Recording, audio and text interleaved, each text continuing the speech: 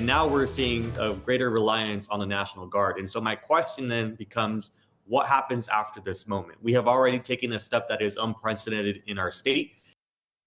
Nevada among 20 states in our country that may soon send members of their National Guard to assist ICE. Good evening. Thank you for joining us on this Monday. I'm Dana Wagner in for Marie. As members of our National Guard here in Nevada become one of the latest to be called upon by the Department of Homeland Security to assist with immigration enforcement, we are looking into what duties and roles these service members are expected to have. Reporter George Acosta has been on the story for us, joins us live from the newsroom with a breakdown. George?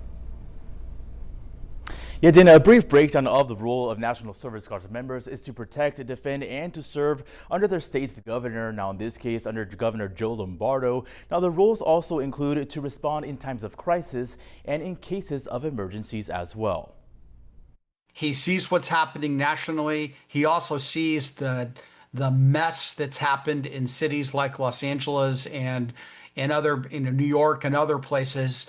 And he doesn't want that to happen in Las Vegas or in Nevada statewide. And he said, I'm going to deploy the Guard on a limited amount to provide temporary support. I think that's what's key here. While the office of Nevada Governor Joe Lombardo confirms he is in the process of authorizing the state's National Guard to assist with immigration and customs enforcement, Nevada State Senator Fabian Doñate is raising the concern whether the state's National Guard's deployment is being used more so as a political tactic. What we are seeing in real time is a growing level of distrust in people in our state towards our elected officials, including the governor, and of course now to the National Guard.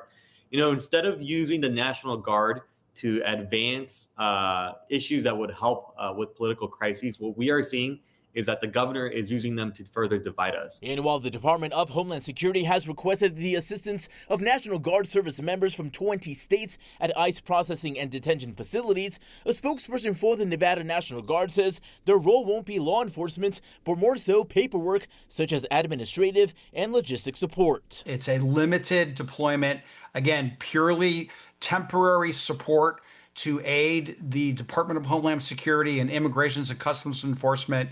Very, very minor. And I think the goal behind this for Governor Lombardo is so that what happened in LA doesn't happen in Las Vegas. And while the mission of the 35 service members who have volunteered will be to protect home communities, local leaders like Senator Doñate say Governor Lombardo's actions haven't been all that transparent. This decision to deploy the National Guard for immigration enforcement was made behind the door, closed deal, where the community was not consulted. I think what we're going to see in the next couple of weeks is first it starts off with providing administrative support.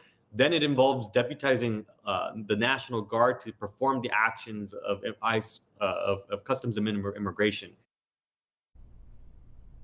Now, a spokesperson for the Nevada National Guard says that the Secretary of Defense has authorized for military personnel to be deployed through November 15th. Now, other sources also say that this whole deployment will be federally funded. But for now, reporting live, George Acosta, News 3.